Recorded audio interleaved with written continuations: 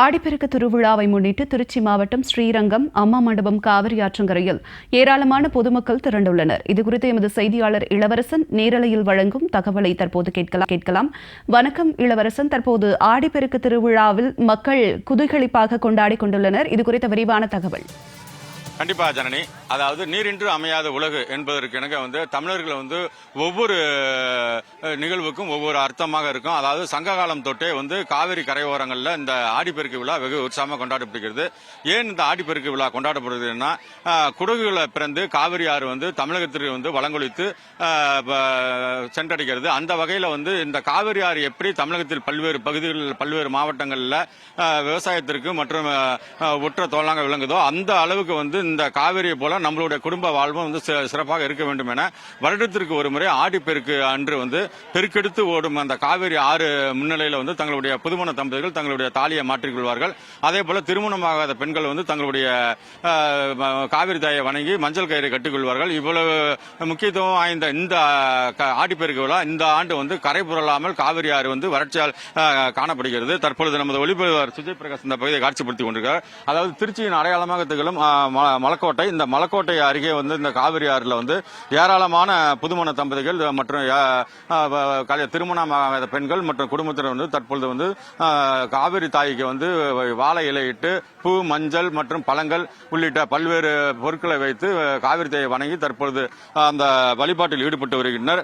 கடந்த சில வருடங்களாக காவிரி கரையில் இருபுறமும் தண்ணீர் கரை புரண்டு ஓடுவதால் காவிரி கரையில் நின்று இந்த வழிபாடு செய்வாங்க. ஆனா இந்த வருடம் மேட்டூர் அணைக்கு நீர்வரத்து ஒழுங்காக இல்லாதனாலும் காவிரி நீர்பிடிப்பு பகுதியில் முறையாக மழை இல்லாததாலும் அதே சமயத்தில் கர்நாடக அரசு உரிய தண்ணீரை நமக்கு வழங்காததாலும் இப்பொழுது காவிரி ஆறு அப்படியே இந்த கரைபுரண்டு இந்த ஓடும் இந்த காட்சி இல்லாமல் தற்பொழுது வறட்சியாக காணப்படுகிறது. இந்த பகுதியில் தான் பொதுமக்கள் ஏராளமானவர் தங்களுடைய குடும்பத்தினர் வழிபாடு செய்து வருகின்றனர். ஏற்கனவே நாம் கூறியது போல இந்த ஆடிப்பெருக்கு என்பது பெருக்கெடுத்து ஓடும் காவிரி தாயை சாட்சியாக வைத்து இந்த ஆடிப்பெருக்கு விழா கொண்டாடப்படுகிறது.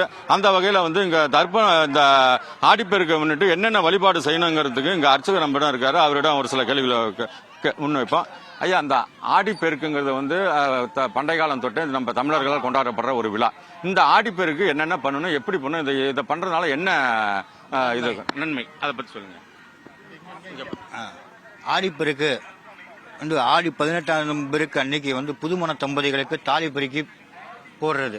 அந்த தாலி பெருக்கி போடுறதுனால கணவனோட ஆயுள், நீண்ட ஆரோக்கியம் இதெல்லாம் கிடைக்குங்கிறது காவிரி தாய் அருள்வாங்க. ரெங்கமன்னார் ஆசீர்வாதத்தால் இந்த புனித சேத்திரத்தில் மாற்றும் போது ஜாதகத்தில் இருக்கிற தோஷங்கள் அத்தனையும் நீங்கும்.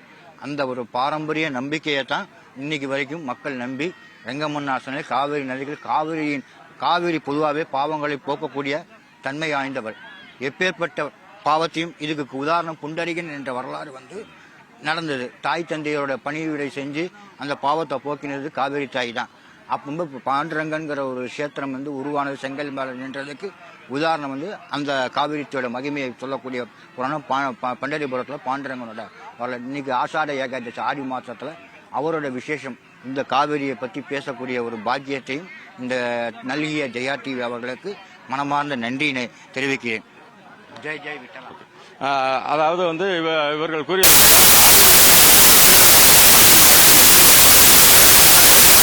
போல நம்ம முன்னோர்கள் நடத்தும் ஒவ்வொரு விழாவுக்கும் ஒவ்வொரு மரபு உண்டு. பொங்கல் விழா என்றால் பொங்கல் விழாவில்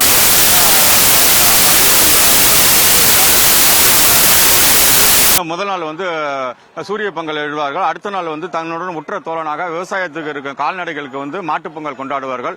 அதற்கு பிறகு காணும் பொங்கல் என்பது நண்பர்கள் உற்றார் உறவினர் கொண்டாடும் நிலையில இந்த ஆடிப்பெருக்கு என்பது இந்த நீருக்கு நன்றி தெரிவிக்கும் விழா தான் இப்ப கொண்டாடப்பட்டு வருகிறது. இந்த வகையில் இங்க புதுமண தம்பதிகள் மற்றும் இருக்காங்க. நீங்க எங்க இருந்து வரீங்க? இந்த ஆடிப்பெருக்கு விழா இப்ப தண்ணி இல்லாம இருக்கு, எப்படி நீங்க கொண்டாடுறீங்க? நாங்கள் நியூ இயர் இப்போ தான் கொண்டாடுறோம். புதுசாக இருக்குது. நாங்கள் புதுக்கோட்டை கீரனூர் சைட்லேருந்து வரோம்.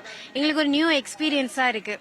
இப்போ தான் என்னென்ன பண்ணுறாங்க, நம்ம காலத்தில் என்னென்ன பண்ணாங்கன்றது இப்போ கற்றுக்கிறதுக்கு கொஞ்சம் நல்லா யூஸ்ஃபுல்லாக இருக்குது. எங்களுக்கு அடுத்த வர காலத்துக்கும் அதை யூஸ் பண்ணுறதுக்கும் இன்னும் ஹெல்ப்ஃபுல்லாக இருக்கும்.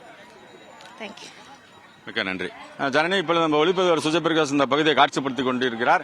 அதாவது காவிரி ஆற்றில் கரை புரண்டு ஓடும் இந்த தண்ணீர் வந்து இப்ப தண்ணீர் இல்லாதால் இங்க தேங்கி நிற்கும் இந்த தண்ணீரில் தான் ஏராளமானோர் வந்து குளித்து விட்டு காவிரி தாய்க்கு பல்வேறு வழிபாடு செய்கின்றனர். அந்த காட்சியை நம்ம பார்த்து கொண்டிருக்கிறோம்.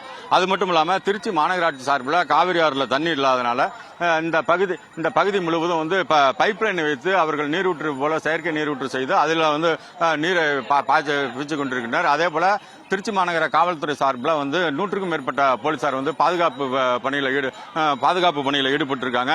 தொடர்ந்து வந்து அந்த திருச்சி மாவட்டத்தில் இந்த ஸ்ரீரங்கம் அம்மா மண்டபம் மட்டும் இல்ல, முசிறி, லால்குடி உள்ளிட்ட இந்த காவேரி கொள்ளிடம் வந்து எங்கெங்க இருக்கோ அந்த பகுதி முழுவதும் வந்து ஏராளமான பொதுமக்கள் வந்து தங்களுடைய குடும்பத்தினர் முன்னிலையில் வந்து தாலியை பிரித்து காவிரி தாயை வணங்கி செய்து கொண்டிருக்க அந்த காட்சி நாம் பார்த்து கொண்டிருக்கிறோம். தொடர்ந்து இந்த பகுதியில் வந்து ஏராளமானவர் இருக்கும் நிலையில வந்து இந்த அதாவது முதல் வருடம் திருமணமாகி முதல் வருடம் வந்து அந்த தாலியை பிரித்து கட்டுவது ரொம்ப மிக முக்கியமானதா இருக்கும்.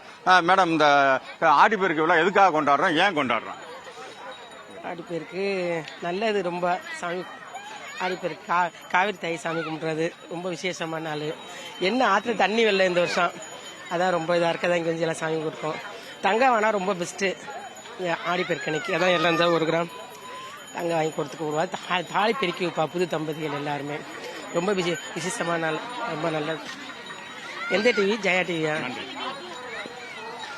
ஜனனி, அதாவது ஆடிப்பெருக்கு விழா என்பது தமிழகம் முழுவதும் வந்து உள்ள நீர்நிலைகள் மற்றும் காவேரி கொள்ளிட கரையோரங்களில் வெகு சிறப்பாக கொண்டாடப்படுகிறது. ஒருபுறம் வந்து கரை புரண்டு ஓடும் காவேரி தற்பொழுது வந்து வறட்சியாக காணப்படுவதால் இந்த பகுதியில் வந்து கொஞ்சம் உற்சாகம் களை இருந்தாலும் வந்து காவிரி தாய்க்கு நன்றி தெரிவிக்கும் இந்த ஆடிப்பெருக்கு விழா வந்து காவேரி கரையோரம் மட்டுமில்லாமல் பல்வேறு பகுதிகளிலிருந்து வெகு விமர்சையாக சிறப்பாக கொண்டாடப்பட்டு வருகிறது. ஜனனி, திருச்சி ஸ்ரீரங்கம் அம்மா மண்டபத்தில் பக்தர்கள் ஆடிப்பெருக்கு விழாவை கோலாகலமாக கொண்டாடி வருகின்றனர். இதுகுறித்து நேரலையில் இணைந்து விரிவான தகவல்களை வழங்கியமைக்கு நன்றி இளவரசன்.